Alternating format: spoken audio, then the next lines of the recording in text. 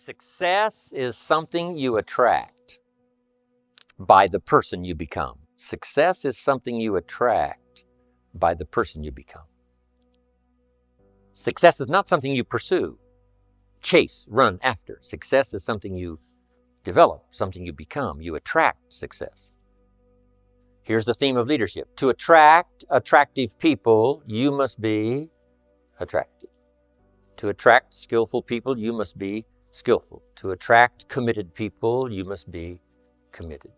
So the whole key to unlock all the treasures, whether it's economic treasures or spiritual treasures, financial, social, personal, every way you can possibly think of, is by your own personal development. What you become is much more valuable than what you get.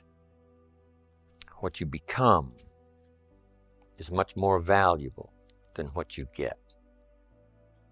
The major question to ask on the job is not what am I getting here? The major question to ask on the job is what am I becoming here? Not what am I getting, what am I becoming? So it's very important what you become, because what you become attracts. If you become cynical, you attract cynicism. What you become attracts. So this whole subject of personal development was so vitally important to me. It changed my life. I was a millionaire by age 31, and that was just the economic part of it. It took me 6 years from age 25 to age 31. It was unbelievable. So, right country, but a refinement of philosophy is what's important.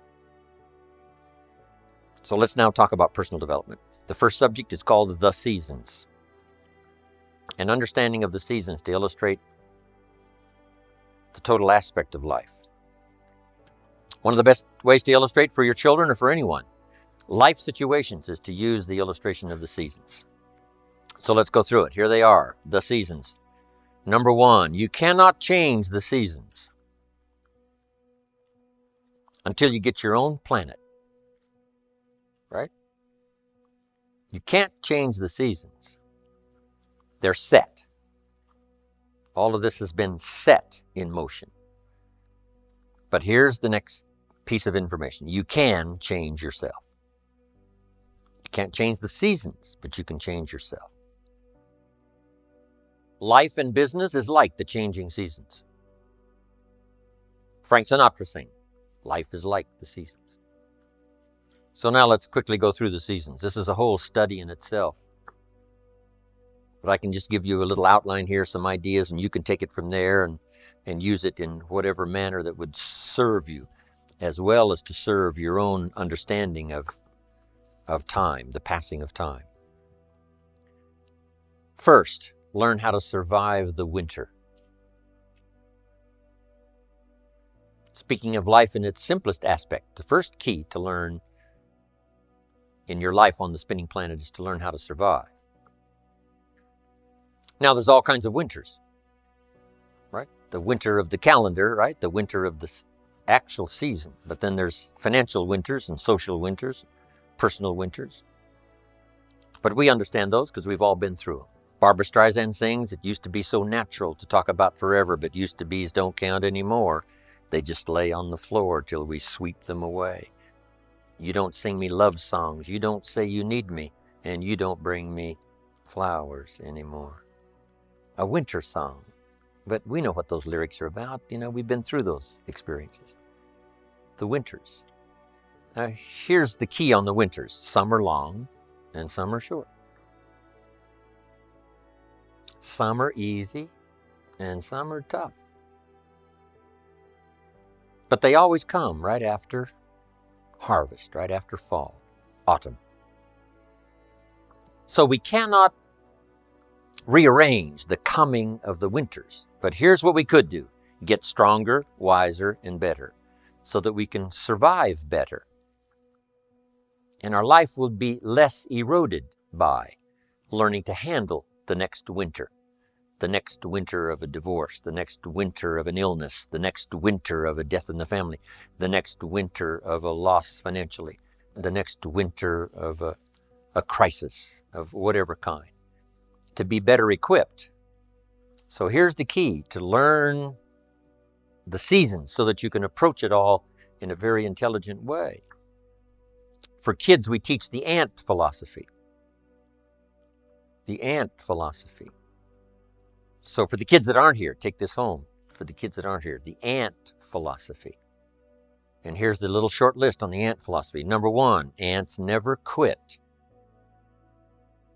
If an ant is headed somewhere and you stop him, he'll start looking for another way.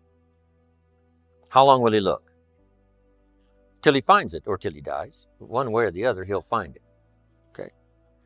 So that's a good philosophy. Just never quit like an ant. Here's the next part of the ant philosophy. Ants think winter all summer. You got to think negative when it's positive. And not be disillusioned. That's why ants always seem to be in a hurry. Why are they in a hurry? Because they're thinking winter, winter, winter, hurry, hurry, hurry, get going, go, go, go, go. So you must think negative when it's positive. You must think winter when it's summer. Here's some of the best advice. Comes from classic tradition. A great story says, don't build your house on the sand in the summer. Why be given that advice? Because it's easy to get faked out in the summer. Right? Blue sky, fleecy clouds, nice weather. So you build your house on the sand. You say, no, you must not be faked out when it's nice. You must think storm in the summer and not get faked out. And if you think storm, now you'll look for a rock on which to build your house. Now you're going to be safe. So you can't think nice when it's nice. You got to think storm when it's nice. And if you haven't been through one of those storms, you got to find somebody and say, have you been through one of those storms? Scare me to death, if you will, please, so I will not be faked out here, and I will keep searching, right? Not to quickly build on the sand because it's nice, but to build on a rock because it's not always going to be like this. The seasons are going to come and change. And if you're not educated to that degree, now you suffer a great loss. So the ant thinks winter in the summer. Now here's the next philosophy. I'm sure the ant thinks summer in the winter. The time to think positive is when it's negative. Why? Because the negative won't last long. How long is the winter? Isn't that long? So the ant thinks summer in the winter. This won't last long. We'll soon be out of here. Just hang on. It's not going to take that long. How long is the night? It's only a few hours. Come on. There's never been a double night. Couldn't you make it a few more hours? And the story says, yes, the night just can't last. For sometimes it seems like it's going to last forever. And when you have insomnia, right, it seems like the night will never pass. But I'm telling you, sure enough, it will pass. So learn to think day when it's night. And then you must learn to think night when it's day. An old prophet said, work while it's day, work while it's day, because the night's coming. Right? This was before Thomas Edison. And the light, you got to work when it's day because the night comes when you can't work. Of course, now we can work day and night, but back then you couldn't work when the night came. So you had to get it going, get it in before the night came. So this is a good idea now. Learn to think negative when it's positive. Learn to think storm when there is no storm. Learn to think winter in the summer.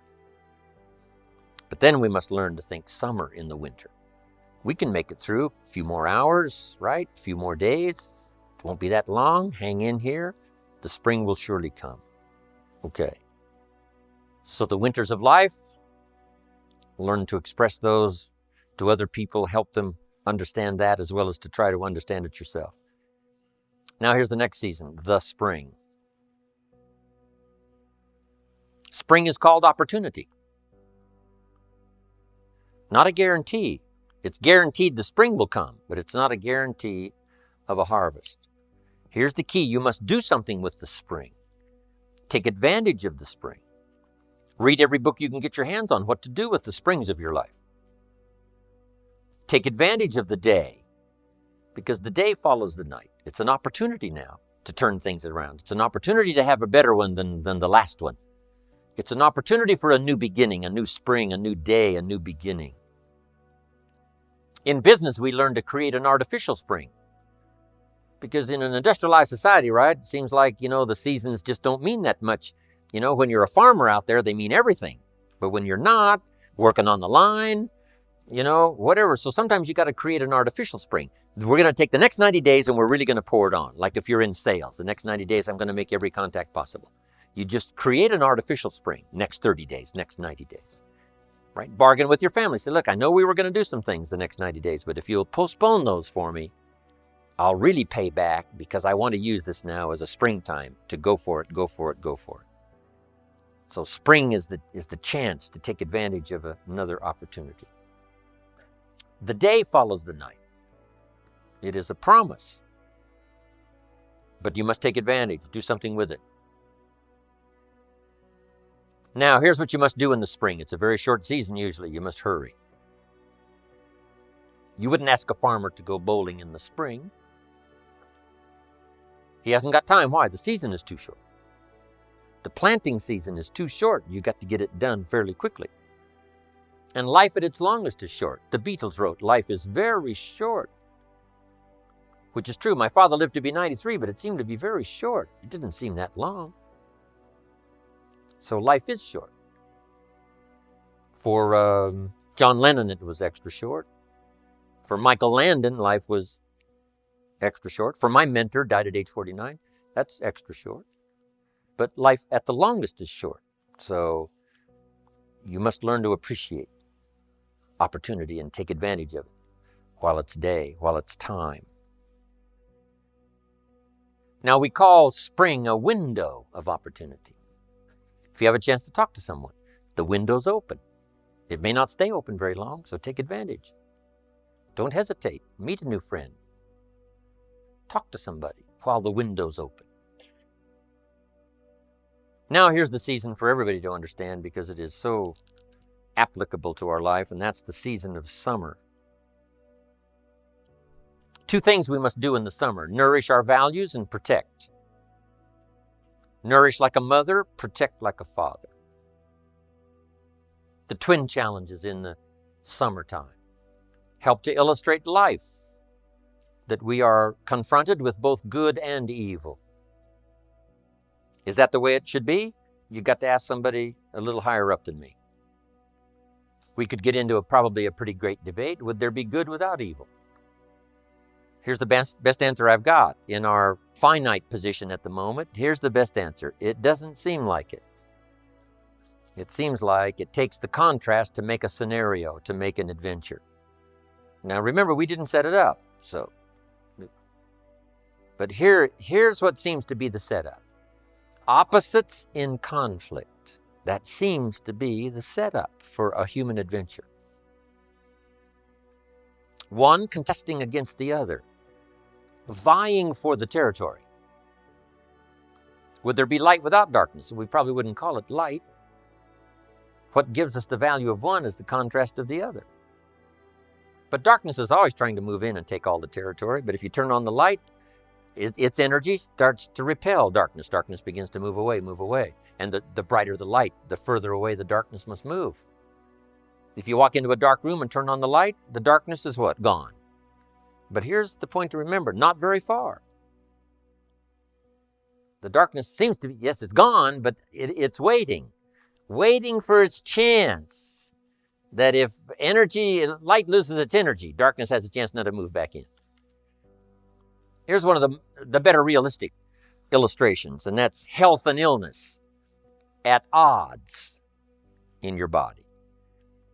Illness trying its best to drive health into a small corner and occupy the territory. And health trying what? To push illness into a small corner. There's this contest going on. Who's going to occupy the territory? If one stays strong, the other's diminished. If the other gains in power, then the other is diminished. Okay. So what you must learn to do is cooperate with the positive side of everything in your body and your life. Sometimes we sabotage our own best interest. The body needs a banana, you send it a Coca-Cola. And the body says, what is the deal here? I'm health trying to drive illness into a small corner. I ordered a banana, you send me a Coca-Cola. So the body could rightfully say what? Whose side are you on? Give us a break here. We need every tool we can get to keep illness at bay. Because if we get weak, I'm telling you, it moves in, moves in, moves in, takes the territory. So we're in the middle of this contest, and here's what it's called: opposites in conflict. Here's one of the bigger conflicts: liberty and tyranny. Liberty is the absence of tyranny. But even though tyranny is conquered, it's not very far away. The same goes on in your bloodstream. Red corpuscles to nourish like a mother and give life. White corpuscles to fight and kill like a father. White corpuscles say, just show me some infection, I'll kill it. If I don't kill it, what? It killed you. Somebody's going to get killed. In this contest, right? Good, evil, liberty, tyranny, right? Health, illness, winning and losing, right? There's the struggle going on. But here's the key. It's the only way, it seems, it's the only way to create a human adventure. There doesn't seem to be any other way currently. Now, some speak of a new heaven and a new earth, and maybe the whole arrangement will be different. Could very well be, but in this current experience, it seems like to create an adventure, to create a unique human scenario, we need opposites in conflict. And that's the deal. Thank God for white corpuscles that think negative all day. Liberty and tyranny in a contest. And it's the only way to have a civilized society. Tyranny cannot be rehabilitated. Tyranny can only be restrained. Right, to contain, so that liberty would have a chance. The citizens of the world would have a chance, that the world would have a better chance. And we've got to fight these skirmishes. We've been fighting them forever. We've got to fight them forever. Whether they're inside your own body or whether they're in politics, no matter where they are. We must play this game. We must fight this game. But here's what it creates: a great adventure. Let me give you the ultimate now. Could you win if you couldn't lose? And the answer is no, it doesn't seem like it. You couldn't call it winning. You can't win if you couldn't lose. So that's the deal now. Negative, positive. Would there be negative, positive without negative? No, it doesn't seem like it. It seems like this is the current setup, for the foreseeable future. It looks like it's been that way as long as we can remember and as long as the history tells us. So here's what you want to do if you want the adventure. You must learn to play this game, to work with all the positive forces to defeat the negative forces as early and as soon and as much as possible. To contain the ravages of disease that want to take you early. You got to fight back. You can't just leave it. Somebody says, well, I got my fingers crossed. Not a good philosophy. You got to take your vitamins. You got to do the stuff. You got to do the deal. Jump on the positive side of whatever you want and see if you can't help out in this warfare and this push-shove match. That's the key. So in the summer, here's what you must do. Nourish the plants and the garden. Nourish your values like a mother. Give life. Whatever you start now, you must nourish it and give it life. Don't neglect a new life if you've started a new life. What if you said to a brand new mother, where is your baby? She says, I have no idea. You would say, no, that isn't right. If you start a new life, you must care for it. You must protect it. You must give it life, give it nourishment. Now here's the other part. You must protect it like a father. That's why the old wise man said, we must learn to love and hate. So underline that. You must learn to love and hate. And the illustration he used was, you must learn to love good and hate evil. To deal with the weeds in your garden, you got to hate weeds. You got to hate them enough to what? Kill them. You can't say, well, poor weeds. Say, no, this ain't the deal, poor weeds. Don't go soft on this stuff now. You got to hate evil. You got to hate the weeds that are out to destroy your garden and rob your children of the nourishment they deserve. So here's the deal. Love like a mother, hate like a father. And here's the rest of it. Give life like a mother and take life like a father. You've got to take the life of the weeds, or they will take the life of your garden. Somebody's going to get killed. Remember? So you must be like a father. Any father would say to whatever threatens his family, take 3 more steps toward this family, you'll cease to exist. I'm father. I kill. So send out the warnings. Send out the signals. Both mother and father reside here. Mother nourishes and father gives protection. And yes, it's possible to love like a father and hate like a mother, just so you get both done. In fact, nothing more dangerous than an angry mother, especially in the animal kingdom. Mess with mama bear's cubs, if you're a threat to her cubs, she'll kill you. That's that female mother instinct. Kill first, talk later. Okay, you got that now? This is good advice. So, learn the good evil. Summertime. Now, here's the greatest battle in the mind. Here's what you must not become in the summer in your mind. A victim of yourself. What is that insidious voice inside your own head that says, you're too short, it'll never work for you, you're too tall, right? It's over for you, right? It's never worked for you before. What gives you any idea that it'll work for you now? You've never been able to rise up and take charge of your life. What makes you think you can do it now? There's going to be too many obstacles out there. You'll never overcome them all. What is that insidious voice? It's the same game going on inside your head that's going on in the world. Liberty and tyranny in a push-shove match. And here's what you've got to do. Cooperate with the positive side of your life and let faith drive out doubt, right? Let winning drive out losing. Let positive drive out negative. But you've got to get into the contest. And why get into the contest? Because that's how you create an adventure. There is no other way. It takes both. You've got to learn to laugh, yes, but that's not what the wise men only said. You can't just learn to laugh and keep on laughing. No, that's silly. It says there's also a time to cry. You've got to learn to both laugh and cry. Then it said you must be so sophisticated as not to laugh when it's time to cry. Then it further says you must learn to laugh with those that laugh and learn to cry with those that cry. That now gives you an understanding of what life is all about. Sadness and joy, the contest, the difference. And yet it creates the adventure. What if you went to listen to the symphony orchestra and the symphony only played little happy high notes all evening, just little pleasant happy high notes? How much of that could you take? Say, no, don't you want to hear the crash of the cymbals that scares you to death? Don't you want to hear the minor key of the music that shows you the tragedy as well as the triumph? And the answer is yes, play me the whole orchestra. I can handle it, because that's what life is all about. Positive, negative. What if the minister only prayed happy prayers every Sunday? How much of that could you take? Happy, happy, every Sunday, happy, happy. How much could you take? Who's going to pray angry prayers? Who's going to pray frustrated prayers? Who's going to weep in public for the lost children? It takes both. You got to weep with those that weep and laugh with those that laugh. You got to have this full understanding of the game. You got to understand the highs and the lows, the tragedy and the triumph. Most of the music of the world is written in the minor key, the key of pathos and sadness and mystery and wonder. You can't eliminate that from your life. It takes both to create an adventure. But here's the adventure: to overcome the evil, to put evil in its place.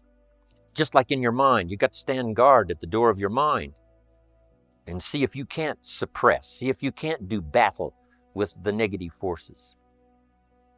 Don't become a victim of yourself. Beware of the thief on the street that's after your purse, but also beware of the thief in your mind that's after your promise. And see if you can't engage in this mental contest and win the day. That's the summer. Now here's one more season, and that's the season of harvest. Here's the key to remember harvest time: in due season, in due time, when it's time. And part of this is to develop the patience so that when it's time, it will come. But you cannot be impatient. Patience is part of the game here. You can't plant the seed and 2 or 3 days later dig around and say, where's my crop, where's my crop? Say, no, come on, that's foolish. We'll take you away to some safe place. You got to plant and what? You got to plant and wait and exercise patience. And then when it comes time, you give it nourishment and you give it care and you give it protection, and then you got to wait some more and you got to wait some more and you got to wait some more. But here's what it says: in due time, in due season, when it's ready, when it's time for you, whatever it is, financially, socially, personally, economically, whatever the time, when it's time, your harvest will come. The old wise man said what? Run the race, and the prize will be yours if you don't faint. And sometimes in the summer, it's easy when the sun is hot to faint, to spend less time. But if you faint not, if you're there ready after this activity of summer, do the summer work. Just make the little note, do the work of summer, nourishing, protecting, whether it's family, whether it's business, the work of summer.